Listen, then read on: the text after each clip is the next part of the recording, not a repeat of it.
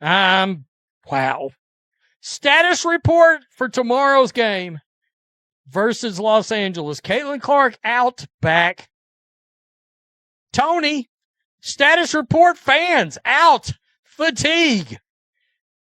Take a moment and just scroll through the reactions piling up online right now. Thousands of them. And here's the wild part. Every single comment hits with the same raw energy. Betrayal, anger, pure exhaustion. It's everywhere. Whenever the official Indiana Fever injury status report would get unleashed, it would get ugly for the Indiana Fever and the WNBA. A lot of fans out there. Let's be clear, this isn't your normal tough loss. See you next week kind of disappointment. This is bigger, way bigger. What we're watching live right in front of us is a huge diehard fan base finally snapping right now in real time. Until we feel satisfaction with the one player that largely people are tuning in to see, which is Caitlin Clark. So, 2 posts have backfired. Let's start with this one, because the irony was not lost on me. Tomorrow, meaning tomorrow night's game, And get this, it all kicked off with just one injury report dropped on a normal, boring Tuesday afternoon. Nothing special. The Indiana Fever put out their routine update before the big nationally televised CBS matchup against the LA Sparks. Standard stuff until one name jumped off the screen. Caitlin Clark out sideline with a back injury. I said, Caitlin Clark got a knee, Blue Cross Blue Shield. By the time all these hateful ass players get done with her, I mean, fans aren't having it. Stop pretending to care about women. You don't. It's obvious you're trying to give Caitlin Clark's career-ending injuries. What a bunch of hateful liberal. Within minutes, and I mean minutes, the comments turned into total chaos. Pure digital riot.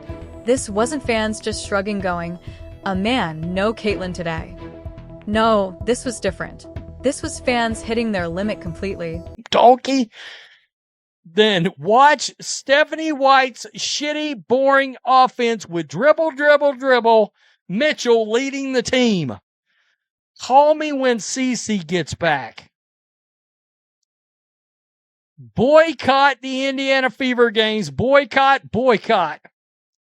I will be celebrating not watching the Fever tomorrow.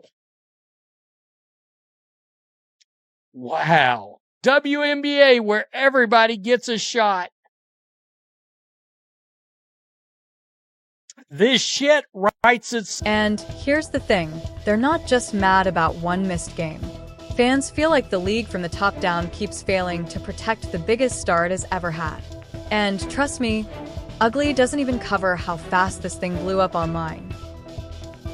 Guys, if I go out there and walk up to another grown-ass man that's also 6 foot tall, whatever, and I jump on this dude and I knee him while he's on the ground in his sack, all right?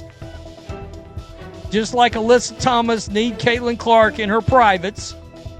Scroll through the comments right now, and you'll see something wild. Thousands of fans all saying the exact same thing. Not disappointment, not tough loss. This is anger. This is betrayal. This is people who feel completely done. And here's the part that makes it crazy. None of this started with a scandal or a fight or a press conference gone wrong. It started with one tiny injury report posted on a normal Tuesday. Nothing special about the day at all. The Indiana Fever dropped their usual pregame update ahead of their big CBS matchup against the LA Sparks. Routine stuff, the kind nobody usually even reads twice. But one name stopped everyone cold. Caitlin Clark out back injury. Within minutes, the comment section turned into chaos. Not normal fan chaos either. This was full-blown rage. People weren't just sad their favorite player would miss a game. They were furious because in their eyes, this wasn't bad luck. This was the result of months of the league failing to protect its biggest star. And now they were done staying quiet about it. And you have to understand the size of this moment. This wasn't some random Tuesday night game buried on League Pass, where only the hardcore fans tune in. This was primetime national TV, free for anyone with an antenna. This was exactly the kind of spotlight the WNBA has been dying for. And instead of showcasing their biggest star, they showed an empty jersey on the bench. Fans didn't hold back. They flooded the post with one loud message. We're not watching. We're not buying tickets. We're done supporting a league that lets this happen. Now, let's rewind, because this didn't come out of nowhere. This anger has been building since the day Clark stepped into the league back in 2024.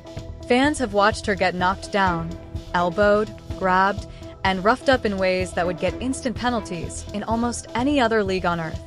The moment everyone keeps bringing up, the Alyssa Thomas incident. A veteran player known for physical play made contact with Clark that fans immediately called intentional. Replays seem to show a closed fist near her throat during a scramble for the ball. No flagrant foul, no review. Play just continued like nothing happened. Then came the knee while Clark was already down on the floor. Contact landed right in her midsection. Fans called it deliberate. Again, no whistle, no review, no explanation. So what did the league do about all this? Nothing. Silence. The commissioner didn't address it. The officials weren't held accountable. Thomas wasn't fined or suspended. And to fans, that silence sent one very clear message. This kind of rough treatment is allowed as long as it's happening to Caitlin Clark. To make things even more painful, the Fever had just promoted their Inspiring Women Night. All about celebrating strength and empowerment. The timing felt brutal. Fans pointed out the obvious irony. How can you celebrate empowering women while your most inspiring player keeps getting hurt with zero protection? This is where things got even more layered. A growing number of fans started connecting dots that paint an even bigger picture. After that throat incident, Clark was seen holding her neck on the bench. She fought through and finished the game, but practice footage showed she was moving differently, and now suddenly she's out with a mysterious back injury. Could the two be connected? Did compensating for the neck pain shift how she moved, eventually straining her back? Nobody outside her medical team knows for sure, but fans don't need a doctor's note to see a pattern. Get hit, get hurt, sit out, repeat, while the players responsible face zero consequences. And it's not just silence from the league. Some players and even a coach from another team publicly defended the rough treatment, saying Clark just needs to toughen up. That attitude is what's really pushing fans over the edge. It's not just that the league won't protect her. It's that parts of the league seem to mock the idea that she even deserves protection. So now fans aren't just talking about skipping one Tuesday night game. They're talking about a full boycott. No tickets, no league pass, no merchandise until real changes happen. Their list of demands is shockingly specific. They want head coach Stephanie White gone, accusing her of failing to advocate for Clark on the court. They want team president Amber Cox out, too, blamed for a toxic culture that doesn't prioritize player safety. They even want Commissioner Kathy Engelbert removed from her role entirely. And here's the wildest part. Some fans are calling for NBA Commissioner Adam Silver to step in and personally take over WNBA operations. That's how far trust has fallen. Fans no longer believe anyone currently running the league has the will or the ability to fix this. There's also a theory spreading fast, and it's hard to ignore the timeline. Stephanie White coached the Connecticut Sun before taking the Fever job, the same team Alyssa Thomas plays for. She also worked closely with another player known for criticizing Clark online and built relationships with ESPN personalities who've made comments fans see as biased. Now that White is running Clark's offense in Indiana, fans are asking uncomfortable questions. Did old loyalties carry over? Is Clark being deliberately limited in this new system? Numbers seem to back that theory up. Her usage rate is down, her assists are down, and she's spending more time standing in the corner instead of running the game like she did at Iowa. Here's why all of this matters so much financially.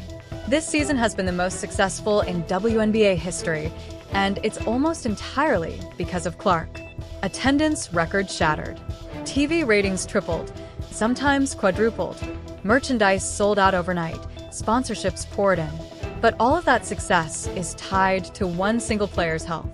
And right now, that player is sitting out big nationally televised games because fans believe the league failed to protect her. So, what happens if this boycott actually goes through? What happens to ratings? What happens to sponsorship deals? What happens to a business model that depends entirely on one player being healthy enough to play?